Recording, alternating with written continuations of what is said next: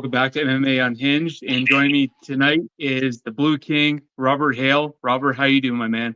I'm doing good. How are you doing, Mr. Luke? I'm doing good, thank you. But this is about you here.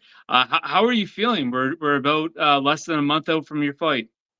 I'm feeling amazing, feeling strong, feeling ready to make history, make statements, jump over obstacles, and get another win. That's great to hear. And I know you've had some time to prepare for this fight. So how's training camp been so far? Man, training camp's been amazing. Just I got my coaches at ATT Lima, Bradley Furr, Diego Lima, and then I have my striking coach Darian Perry, who have been like really pushing the striking game, striking, let my hands go a lot more. Going back to the old textbook basics and amateur days, but it's gonna be good. I'm looking forward to showing the world what Robert Hale's made of. That's great. And I know, if I'm not mistaken, you're still out in Atlanta, correct? Yes, sir. And with that being said, do you have a timeline on when you're going to be flying out? So I believe Thursday. I will be in Canada on Thursday. Nice. November 16th. Okay. Okay. Yeah, I know. I don't know what kind of surprise you're going to get here back here in Canada. If it's going to be snow, we never know around at that time. But hopefully, you're greeted with a little bit better weather. I want to talk a little bit about your training camp there. I know you're training over at X3 Sports. You got a lot of good guys over there, a lot of good coaches. I mean, you got fellow fighter Nate Williams. He's going to be fighting Adam Asenza. Describe what's like the feeling being able to not only train for your fight but have another fellow teammate train. What does that do for the mental aspect? No, it does. It does wonders. It does great things. Yeah. And by the way, don't train at X3 any longer. Oh, sorry, my mistake. No, you're fine. It's mostly ATT Lima. It just had to move. Just wanted to move training camps. Be more with a lot of guys. Still a lot of guys. Still a lot of great guys at ATT Lima. A lot of like eyes on the fighters, making sure the fighters are tended to right. And like I said, training camp's been going amazing. I love what I'm cooking up. Y'all gonna see what I'm cooking up. Yeah, and I want to talk about that. Like I said, do you have like someone who's primarily going to oversee your training camp, and do you know who's going to be in your corner for that fight? Yeah. So I have Larry Green, and it'll be Larry Green and DK Brewer. They're gonna be in me and Nate's corner that fight. Um, that's ATT Lima. A lot of guys are fighting, so the coaches are everywhere. So so coaches have to go where they can and stuff. So me and Nate, we have DK Brewer and Larry Green coming out with us. Okay, good to hear. Good to hear. And that being said, yeah, I just want to talk a little bit about like your typical fighting camp. Because this is the first time I'm chatting with you here. So, what would be like a typical fight camp timeline for someone like yourself? About maybe like 7 weeks. So usually I have an 7 week camp, and then just working on. I'm a basic man, so I like to work on the basics. The basics win your fights. The basics will always set you up for success. So it's the basis is what it is. And Blue King, I want to touch on upon that real quick. What's the story behind that nickname? Uh, so I like. It was funny. Rory McDonald is known as the Red King. So I was like, that's a pretty nifty name. That's a pretty nifty. I like the color behind the name. So I also it's cliche cornyish, but I love looking at the sky. The sky is blue. The sky is also blue is also representative of like smooth, jazzy, and all that other stuff, blues, and so I'm a smooth guy, so I like all that type of stuff. So Blue King very rare represents me.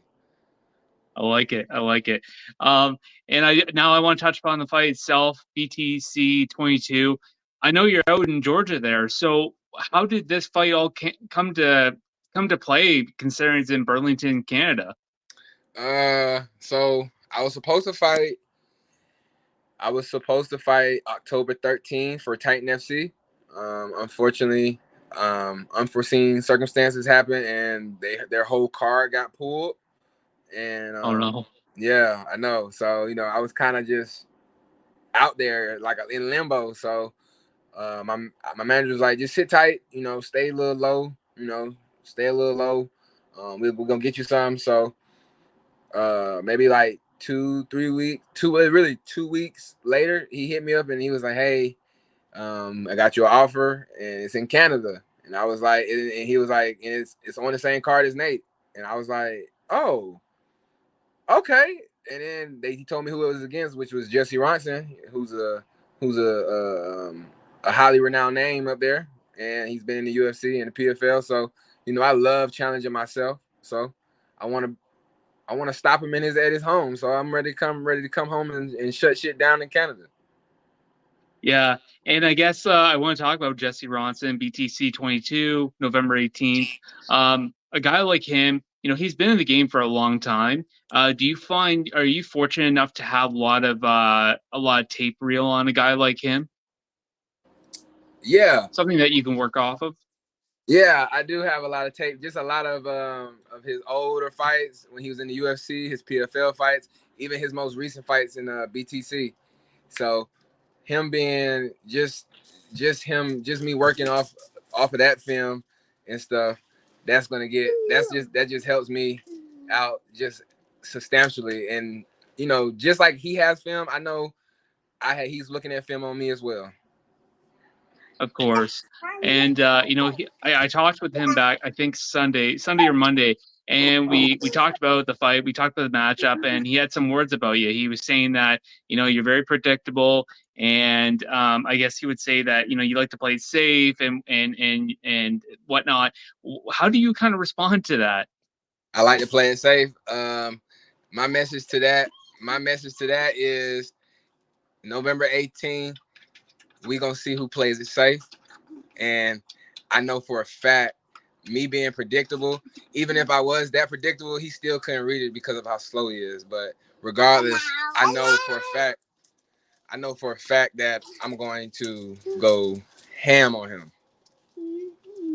Yeah, and he mentioned that you said that there's going to be no body snatching. So if there is no body snatching, what's going to happen on Saturday night? I'm gonna touch his chin. I'm gonna touch his chin. The only thing that's gonna be snatched is his soul when it leaves his body after I touch his chin. And obviously, this isn't going to be for the belt. Obviously, he carries the belt at 170. Were you still when you were offered the fight? You were offered Jesse Ronson. Obviously, you found out who he was about and where he was at. Are you still happy to be able to fight a veteran like him and a name like him? All things considered, even though it's not going for the belt. Yeah, most definitely. Honestly, a belt is just really, it's just a piece of metal. So in the end of the day, it looks good. It looks good on the shelf, but I just the name is more important than the belt. So I prefer the name. So I'm looking forward to seeing how predictable I can be for him on November 18th. And because I know you speak with lots of confidence, what would be how would you like to finish this fight, and how do you see yourself finishing this fight? That's a good question. But I know that answer for you. Luckily for you, I got the answer. So wouldn't it be? It would be amazing if the body snatcher got body snatched, huh? I guess we're gonna have to see on November 18th. All things considered, things go your way. You get a win at the end of the 2023. You're gonna be 15-7. So what would 2024 look like for the Blue King? Uh, Honestly, wherever, whoever calls me, if I get a call to the big show, good. But I have no problem. If BTC got another card coming up, I'll do BTC, or whoever is is in need of the Blue King. That's where I'm gonna be at. Of course. And looking at after the fight, I know you're focused. But do you have any? I don't know what your situation is with cutting weight and what your diet's going to be like. But do you have like a cheat meal planned after this fight? Oh yeah, yeah. So I'm it's crazy. I'm really a chicken Philly guy. So I'm gonna give me a chicken Philly, some fries, maybe double fries, and go ahead and enjoy my victory for a minute, and then get ready for the next thing. Well, hopefully for you, Canada knows how to do a Philly cheesesteak. I don't know if you're going to be able to find something good in Burlington, but I have no doubt that GTA area will do great things for you. Appreciate it. And I guess, just lastly, obviously, we talked about your opponent, Nate Williams. He's going to be fighting Adam Lasanza for the title there. I know he's your teammate, and I know there would be some bias there, but what are your thoughts about that matchup, and how do you kind of see it working out? I feel like the pressure.